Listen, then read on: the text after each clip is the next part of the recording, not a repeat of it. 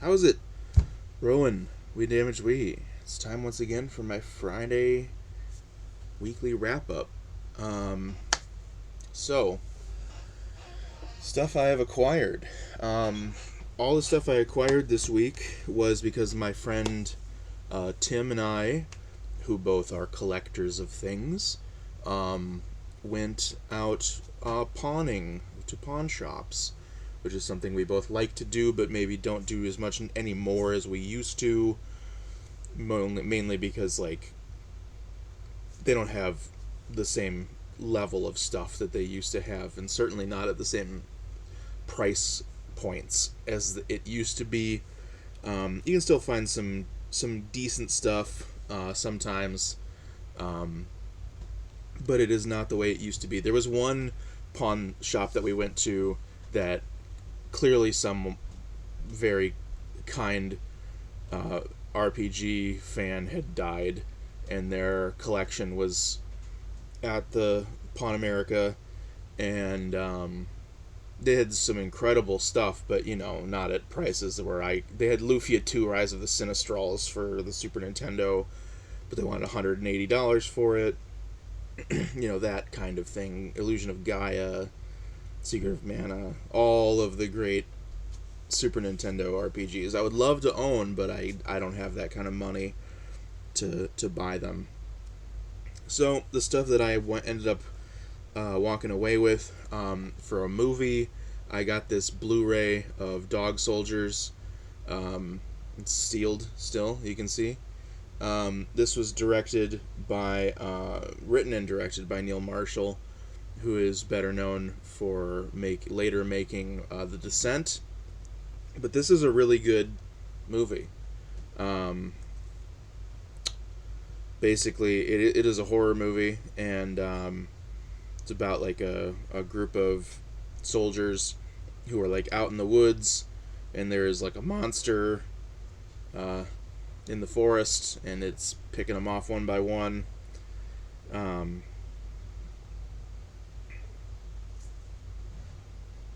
yeah, it's just a slept on movie. If you're a horror fan, you probably have heard of this, know this movie, especially because like the first half of the 2000s was like a pretty bleak time for horror.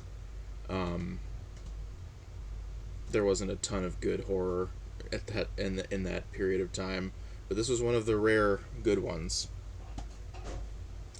Then I picked up some video games. The first thing I picked up was Metal Gear Rising: Revengeance for the PS3. I have played this game through before. I GameFly rented it back when it came out, like 10 years ago. But I was talking about it with a friend, and then also the memes have been pretty big lately from this game, and it made me be like, oh yeah, I should own that. I would like to replay that. I'm a big Metal Gear fan. I just never actually owned a physical copy of this game. And it was $10, which is pretty good price for it. It usually sells online for like 15. So yeah, this if you don't know anything about Metal Gear, what I say will not mean much to you. But if you are somewhat familiar with Metal Gear but haven't played this, it's about Raiden. It takes place after Metal Gear Solid 2, of course, which starred Raiden, and basically it takes place in the future, similar era of Metal Gear Solid 4, and where it's this sort of like dystopian, ultra capitalist, hyper corporate world, and Raiden has basically been turned into like a biomechanical killing machine, and he is uh, trying to do good, I guess. And the villain, of course, is Senator Armstrong. That's where the memes come from. The boss fight with Senator Armstrong. Then I picked up Resident Evil 7 Biohazard. So I started playing this game. Um, it's kind of a convoluted story, but basically, like, I gained access to the game, started it, really was enjoying it, and then was no longer able to play it or finish it, um, and I would like to. And so I found it, $11. I said the price is right, um, and so I'm excited to play through this one. I haven't played through through 8 Village yet either, but I would like to play through this one first because I have played through every other mainline Resident Evil game, I'm pretty sure. And then finally, I got Outer Worlds for $13. This is another game that just sort of like it came out at the wrong time. I wasn't really playing a ton of games. I was pretty busy. It came out when I was doing coding school, and I was just super fucking busy doing that. And then after that ended, and shit was just bad in my life, and for quite a long time after. And I was also extremely poor, and so just it just never happened. And I've wanted to play this very badly because I love Obsidian. I think Obsidian makes really good games. This is, of course, in the vein of the 3D Fallouts, and they made New Vegas, which is the best of those 3D Fallouts. So, yeah, I've heard that this is really, really worth playing. Tim, who I was hanging out with, told me that it was very good, and he bought his own copy because he had played it on, I think, on Game Pass and didn't actually have a physical copy, but he was like, I like it enough that I want a hard copy of it. So we both bought matching copies of Outer Worlds at that pawn shop, which was very sweet. So yeah, that's all my pickups. Just a couple little things. Then let's go through books. So this is kind of a pickup.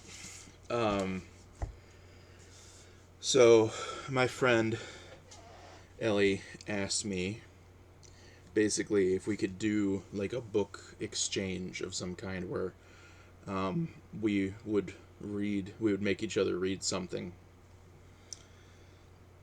And so the book she wanted me to read is actually a series of books, which starts with this one, The Gentleman's Guide to Vice and Virtue by Mackenzie Lee.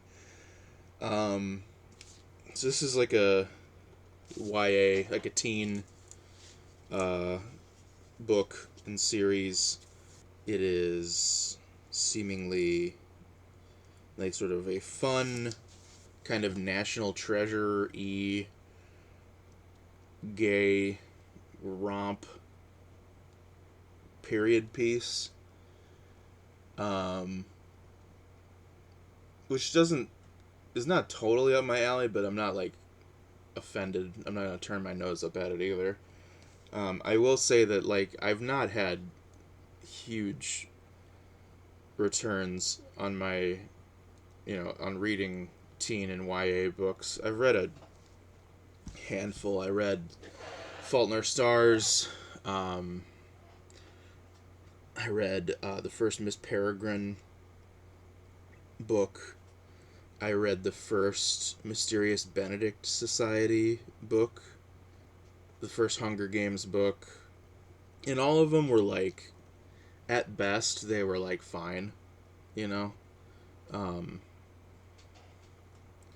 of them were like really bad, but they were all just kind of like, I don't know, whatever. But Ellie really loves this book. She named her cat after the guy in this book. And she wants me to read it, and so she gave me that. And then there's a little novella, and then the second one is Lady's Guide to Petticoats and Piracy, and then there's a third one as well. So it's kind of a lot of pages, but it's it's YA, so you can read it pretty fast, in my experience. And then in turn, I was like, well, if you're giving me like 3 books, I'm not gonna feel bad about this, and so I gave her The Instructions by Adam Levin, and yeah, so we'll report back when there's anything to report. For now, though, I am doing this. I also hung out with some friends last Sunday, and we were chatting about all sorts of stuff: books, movies, video games, and my friend Brandon and I had both read House of Leaves, but not for a really long time, like over 10 years. And then my friend Saul has never read it, but it's definitely something that he would enjoy.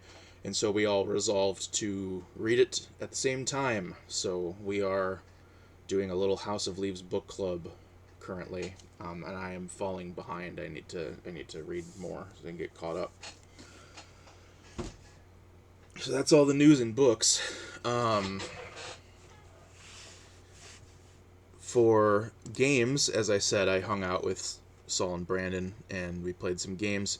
First, we played this game that just recently hit retail, and Kickstarters came in recently as well, and Saul had kickstarted it.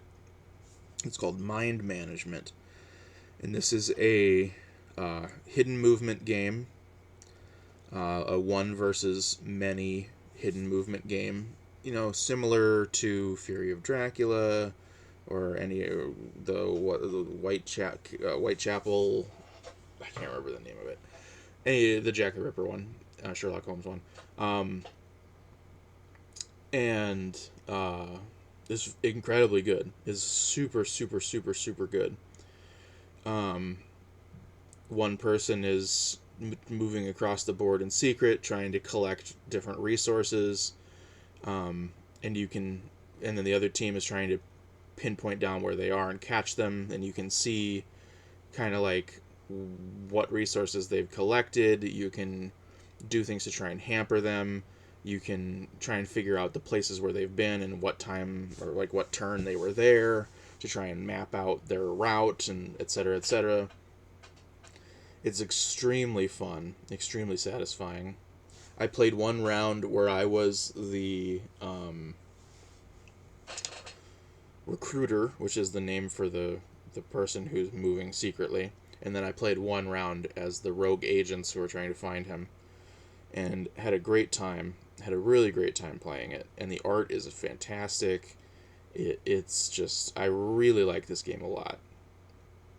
Really, really like this game a lot. We played 2 rounds of it. Then we played Seven Wonders, just base Seven Wonders, because I love that game to death. And I brought it because Saul has been playing Seven Wonders Duel and really likes that, but has never played the full base game. And we had a good time. And then we played another new that just got delivered the day before on Saturday, Nemesis Lockdown, which is the sequel to Nemesis, which is a very popular and well-loved board game. I have a copy of it. It's basically just Alien. It's just a rip-off of the movie Alien. And it's a semi-cooperative space horror game where you're all on a ship and everybody has an objective, and you have to try and work together to make sure that you all don't die and get eaten by the aliens, but you also have to complete your objective. But then sometimes the objective can be something mean, like player 3 has to die, or, something like that.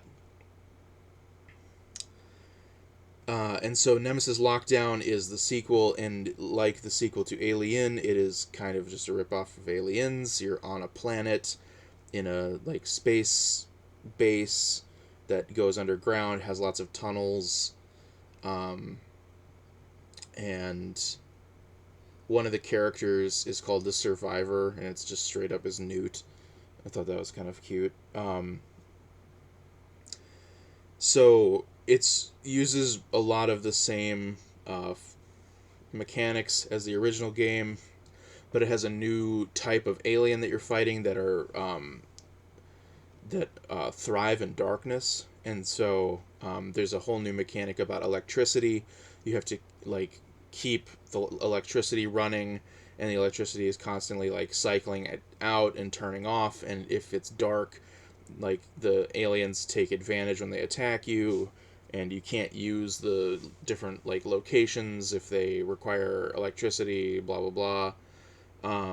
And then there's also an elevator because it's like a bunker, you're underground, and so you can use the if there's power, you can use the elevator to move more quickly, things like that. Otherwise, it's pretty much the same sort of basic outline as the original game, but I do think that it is more finely tuned and has more going on, which is in the power stuff I found to be really cool and a lot more enjoyable than the something like the engines, which was a mechanic in the base game where it's like making sure the engines are working so that the ship actually goes somewhere.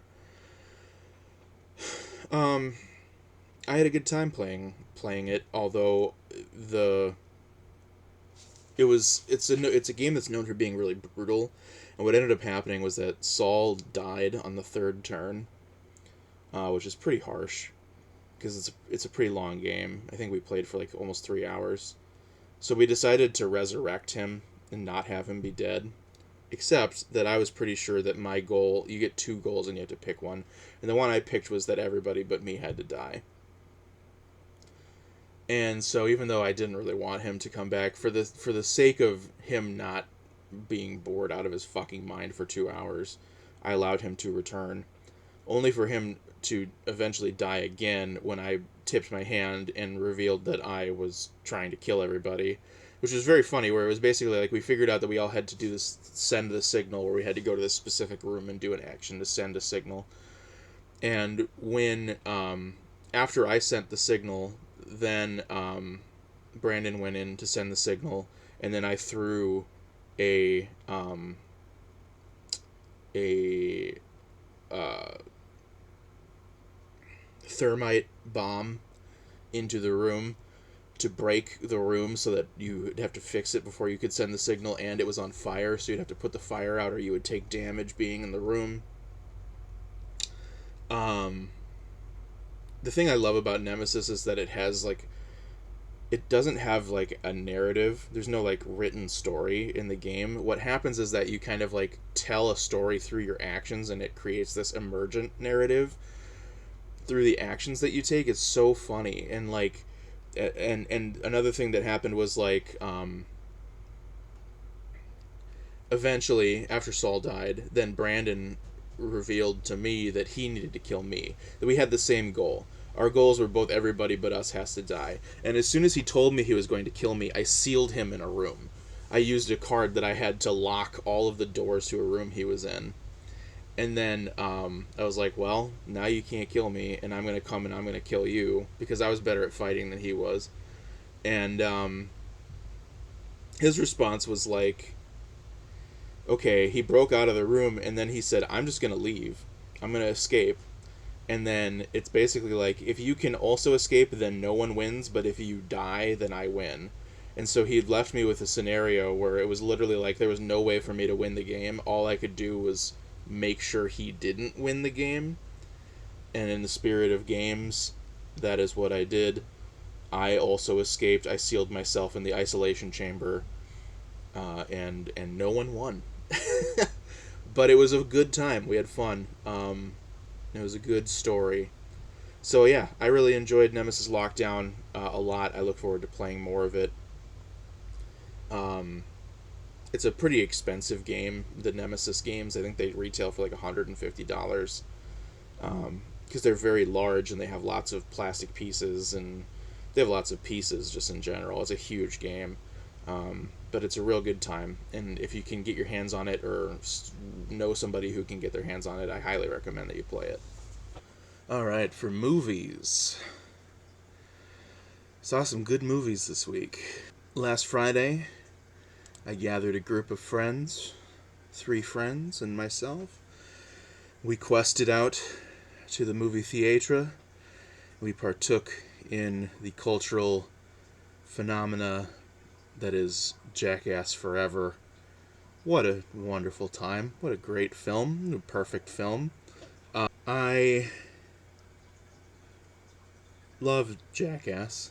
It is perfect. I really hate the idea that things need to be like smart or clever, especially comedies.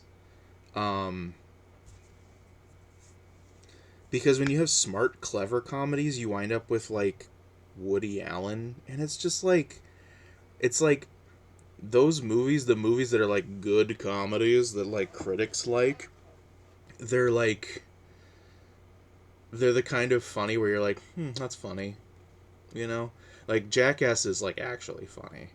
Um, and I love that it is such a celebration of like stupidity and masculinity and like homoeroticism and like it's just such a good time. For this new one, of course we're feeling the absence of Bam and Ryan Dunn, though I did notice that there was one stunt skit that they did with Bam in it, but they did not call attention to it and did like basically everything they could to edit around him being in it. And it's one that's in the trailer too. It's where they're like all in marching band gear, and then they walk on a giant treadmill, and it like throws them into a wall. Bam is in that, um, but they don't mention him or anything. So that was interesting. But then they've got a whole bunch of new cast members, um, a slew of them. I knew that Jasper from Odd Future was going to be in it. There's a bunch, including a lady. It's the first Jackass lady. I thought that was a good addition. Adding in people who are not white as well. It's a good call. Um,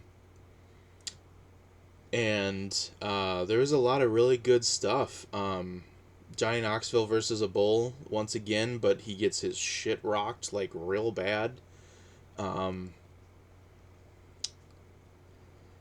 they did nut cup tests, and it was maybe one of the most painful things I've ever seen when they jump a pogo stick onto Danger Aaron's crotch, and I believe he ruptured his testicle doing it. It was just such a good time. I had such a good time, and I loved getting to see Jackass in the theater. I didn't get to see the first one in the theater. I was just a little too young. I think I was 12 when it came out. Um, but by the time the second one came out, I was 16, so I was able to sneak in. So I've seen the second, third, and now the fourth one all in the theater, and they are really just, I love seeing those movies in the theater. It's a true theater experience movie, I think. Getting to see those dudes' wangs like 40 feet high is fun. It's a good time. After the movie, the four of us went back to Ellie and Ridley's place, and we watched Inside Llewyn Davis, which is a movie that I had never seen. Just one of those things that slipped through the cracks. My partner at the time saw it without me, and then didn't want to see it again, and it just never happened. Um, but now I've seen it, and I really liked it. I really, really, really liked it a lot. Definitely felt kind of close to home as like someone who did music and other art, and just sort of like nobody ever really cared, and never really went anywhere. And also, like, so many people I know who I was like, these people are so good, these are so talented, and they also kind of like never really went anywhere. Um, it's tough, but I thought it was a really, really well made movie. Um, and I hadn't seen anything the Coen brothers had done since True Grit, which I didn't like. Um, and so now I kind of am like, I need to watch the other stuff that they've done since they did, the Buster Scruggs and Hail Caesar and the Macbeth, the Joel Coen Macbeth. I think that's all of them, but yeah, very good. Then the next day, we hung out once again, and the four of us, and we watched two more movies. The first movie we watched was one of my all-time favorites, Freddy Got Fingered, the Tom Green film from 2001. Um, Maybe my favorite comedy movie of all time. Just sort of like one of the most antagonistically defiant movies that's ever been like made by a studio. Um, at the time, people were really into the like gross out comedy stuff, and this not only like pushed that like as far as they possibly could, but the whole time it's almost sort of like staring you uncomfortably in the eyes, like asking you what's wrong, like what's wrong, what's wrong, and like flicking you and like kicking you in the shin, and like defying you to like the movie. And I always think about how like Gord, the Tom Green's character, he gets $1 million for his like really stupid idea, and then he immediately spends all of the money like on the stupidest things possible. And it's really just like that's this movie, right? That's just a metaphor for him making this movie. He made this really stupid TV show that was like the stupidest thing possible, and then people loved it and gave him all this money, millions and millions of dollars to make this movie, and he was basically just like, fuck you, I'm going to spend it on like the dumbest thing I possibly can. I've been championing this movie for since it came out. I've always been on Tom Green's side. I think that now we really see how influential his stuff was with things like Eric Andre, or even Jackass. Um, Not maybe specifically Jackass itself, but like the Bad Grandpa movie. That sort of level of like pranking, um, and just sort of like man on the street stuff. Um, it's really become more in vogue now, and I feel like Tom Green is kind of the genesis of all of that. Eric Andre has said so himself, how influential Tom Green was onto what he does. So yeah, I love Freddy Got Fingered. It's so funny, and I quote it all the time. So anytime anybody has jewels, I'm thinking about that movie. Anytime anybody has treasure, I'm thinking about that movie. Anytime I see a LeBaron, I think about that movie. Yeah. After that, we watched a movie I hadn't seen, which was this Hulu original film called Plan B. It came out last year, I think. And it's about two high school girls who are best friends. Um, One of them is kind of like a gothy, like alt emo uh, Latina, and the other one, the main character, is this sort of like straight laced Indian girl who wants to, break out of her shell. And basically, the main character, she has sex, um, and doesn't really plan on it, and needs the morning after pill, needs Plan B. And so it's like a road comedy, like crass teen coming of age movie, but it's about like women and women of color, which is cool because like how many of those exist? Not any, many, not very many. Um, and it was a sweet movie, cute, good messaging for the youths, funny, not like uproariously funny, but funny.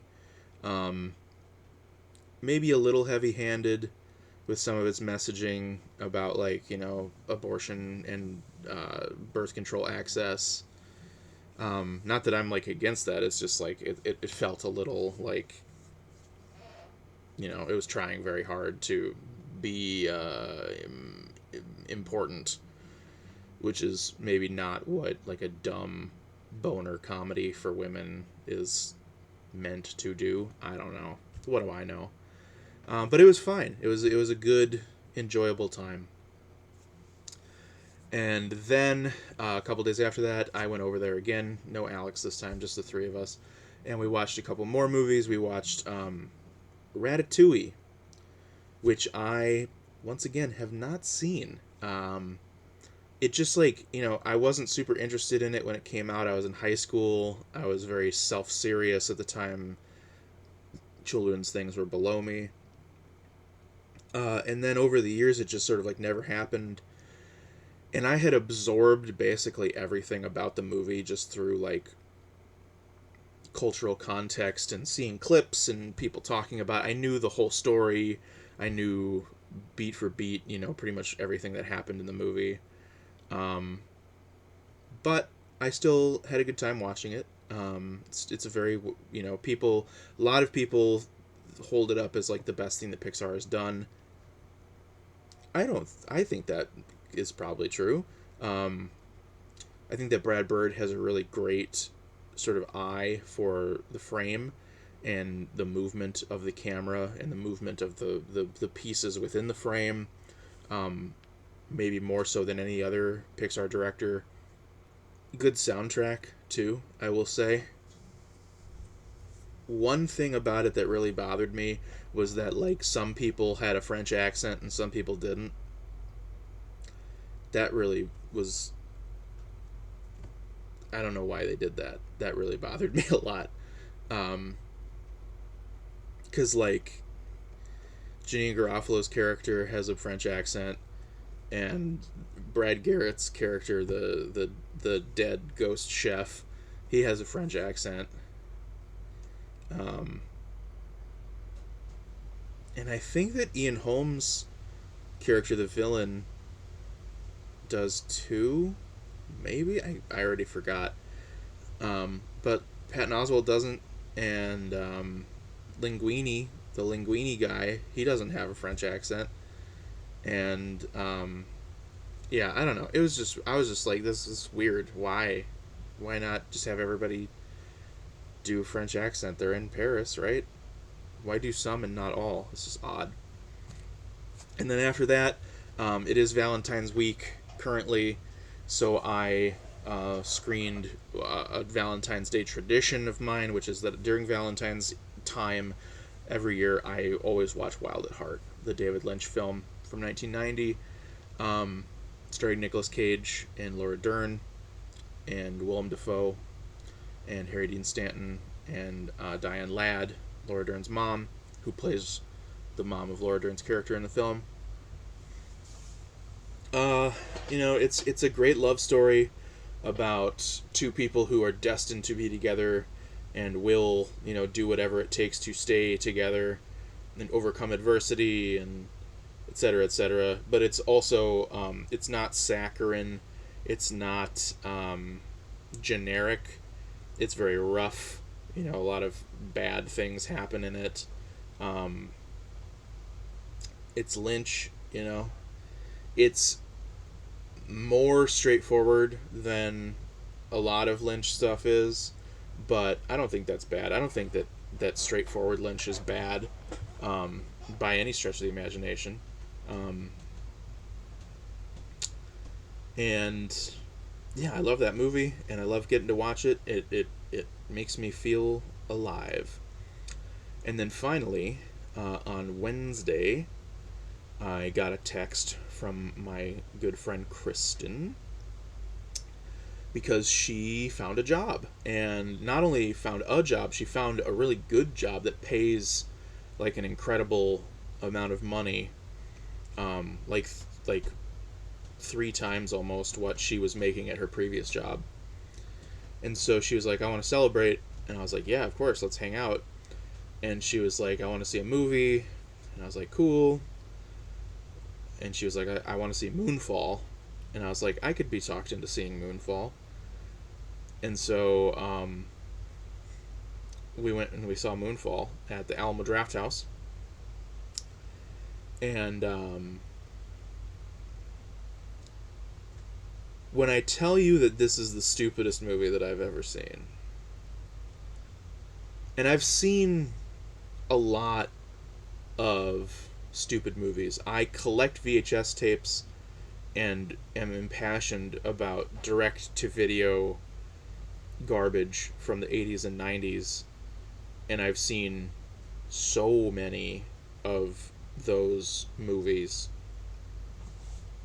But this is stupider than all of those movies. But it was glorious. It was incredible. I had so much fun watching this stupid ass movie. Um, the whole time I was watching it, I couldn't stop thinking about the Mr. Show skit, America Will Blow Up the Moon. Um, I was thinking about it the whole time. And then I was also just sort of being like, wow, this movie is stupid. Is this the stupidest movie I've ever seen? And then it kept getting stupider and stupider and stupider and stupider. And the point when I knew that it was the stupidest movie I'd ever seen was when they go to get the space shuttle. I mean, do you really want to care about spoilers for this movie? They go to get the space shuttle so that they can fly to the moon to save the moon, stop the moon from crashing into Earth. They and the space shuttles are all in like museums, so they have to go to like the Air Force Museum or wherever in California, and they go in and it's like the end of the world, so like everything is devolving, and like people have broken in and spray painted "fuck the moon" in big red letters on the side of the space shuttle. And I was like, yeah, this is the stupidest movie I've ever seen. Fuck the moon.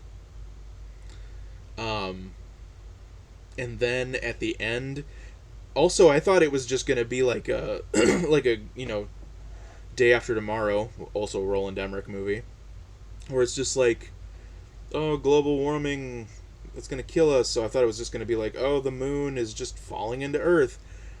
Not so. The ads for the movie do not tell you that it's aliens. Aliens are making the moon fall into Earth, and God, it was just so stupid, and glorious. And it stars Patrick Wilson and Halle Berry and the guy who played Sam Tarly on Game of Thrones. Those are our three leads. Um, and even though it's like one of the worst scripts I've ever seen in my entire life, none of them phoned it in. They all seem like they're at least mostly trying, which is incredible considering the caliber of what they are working with. Also, this movie is really weird because it was all independently financed. It's one of the most expensive independent films ever made. It was uh, a lot of money came from Lionsgate, which is an independent film company. It's not part of the like Hollywood studio system. And then the Huayi brothers and Tencent, which are big Chinese mega corporations. So most of the money for this movie came from Chinese investors, intending for it to be like something to play in the Chinese market, and make money in the Chinese market, which is increasingly becoming a very important thing in cinema. Even like the Warcraft movie bombed in America, but did really well in China, so it didn't matter that it bombed in America. Um, it's an important thing to think about as we look at the future of film.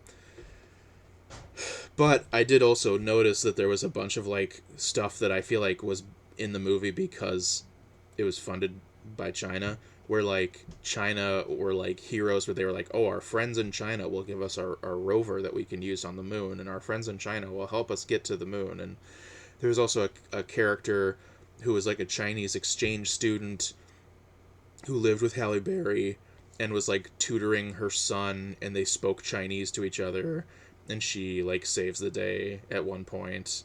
And yeah, I mean, it's fine. I don't care. It just, to me, it was like, oh, this is like pro China. They're trying to make China look good because China put a bunch of money into this movie. I don't care. It's just that's I'm assuming what that was. Very weird movie. My favorite kind of like bad movie where it's just like fascinatingly weird and just bonkers, just so bonkers. And I had a great time watching it. So that was movies. And then music. I haven't been listening to a ton of music this week because I've been busy. I've been hanging out with people a lot, and I haven't been working or driving, a ton. Um, and so, in fifth place this week, we've got the Mountain Goats. John. This is probably not a surprise. I posted some Mountain Goats covers last night. John's new book just came out, so he's been on my mind. And then also they just announced tour dates, and they're going to be coming here in a couple months, and I'm going to be picking up a ticket for that. So I've just been thinking about the Goats and listening to them. Then number 4 and number 3 are repeats again. We've got Foxtails and William Bonney. I'm still listening to them, but as you can see, they've fallen a little bit on the chart. But still going strong. And then at number 2, we have Why. So in the late 90s, early 2000s, Yoni Wolf was a rapper. He would perform under the stage name Why. He was a member of a number of different groups, most notably Cloud Dead. And then he released a solo album called Oakland Azul Asylum as Why. And then in 2005, he announced that he was changing the way that it worked. He was not going to be known as Why anymore. From that point forward, Why would be a band, a musical project that he would be the leader of, and he would just be performing under his own name. And the first 2 records he made as that band project are among my favorites of all time, Elephant Eyelash and Alopecia. And so those 2 and the first one, Oakland Azul Asylum, I love all 3 of those albums deeply, and I've just been listening to them a bit during the week. I think I listened to all of them once, and maybe Alopecia twice. Just, stuff that I was really into in like high school and the first few years after high school. But just nobody's ever, I've never heard anybody else make music that sounds like Why, where it's this sort of like blend of like indie folk rock and hip hop with like a vocal delivery that isn't quite rapping but isn't really singing either. It's very interesting. And I did talk, if you watched, I don't think anybody watched it, but my video I did about my favorite lyricists, Yoni Wolf was on that list. He's an incredible lyricist, and I love his music very much. And then at number 1, I had Guided by Voices. This is a little deceiving, because I don't think I actually listened to time-wise more Guided by Voices than I listened to Why. But Guided by Voices, they make very short songs and albums that have tons of songs on them. And so when you're scrobbling, they kind of float to the top because, if I listen to B1000 and Alien Lanes back to back, right, that's only 75 minutes of music, but is like 47 tracks, so it's a lot easier to get them at the top of the list. I still love them though, and I love those 2 records particularly, and I'm going to be seeing them next month. They're playing at the Fine Line, and I'm excited because I've wanted to see them for a long time, but just have never pulled the trigger. So it'll be good because I feel like they're getting old. So I want to make sure it happens before it's too late, right? Bob Pollard's got to be in his 60s by now, I'm sure. So, yeah. So that's it. That's everything for this week. In the next week, I will be reading more House of Leaves. Oh, I did forget to mention for gaming. I talked about board gaming, but I didn't talk about video gaming. So really quickly, I started playing through Undertale with Ellie, my friend Ellie, because she's never played it because it's too hard. The bullet hell stuff is too hard, so I'm doing that. and having a good old grand old time because that's my favorite thing ever. And then also, big news, uh, Nintendo put Earthbound and Mother 1 Earthbound Beginnings up on the Switch Online, where when you have Switch Online, you can play free NES and SNES games. Very exciting. Um, Poo-pooers have been like, oh, well, they've released Earthbound, digitally before. And it's like, yeah, they released it as like as an eShop downloadable game for the Wii U, a console nobody but me owned. And then they put it on the SNES Classic, a thing that if you could find it, which you couldn't, you had to pay $100 for, and then it went out of print immediately, and now it costs like a bajillion dollars. So this is the first time that it's been like easily widely available to like a ton of people and for very cheap, because Switch Online is $4 a month or $20 for a year. So, you know, um, so I started playing Earthbound last night because it came out uh, on what day is it today? Friday. It came out on Wednesday, so I started playing it on Wednesday night, and I've been making some progress. I've made it past on it and into Tucson, and I just picked up the pencil eraser, so I'm ready to go out into Happy Valley and rescue Paula from the Blue Klansman. Um, yeah, so that's it. That's everything this week. Tomorrow morning, I've got the Kamigawa Neon Dynasty pre-release for the new Magic the Gathering set that I'm going to. I had a few people that I was kind of like that are kind of playing Magic that I was trying to get to go with me, and neither of them will. So my new plan is to make friends there and see how that goes. It's at a store that I am interested in maybe playing Commander at casually, and so I'll be scoping it out and seeing what the clientele is like. Um, and beyond that, I don't think I have anything planned for the rest of the week, so we will just have to wait and see what happens. Thanks as always for watching, and have a good day.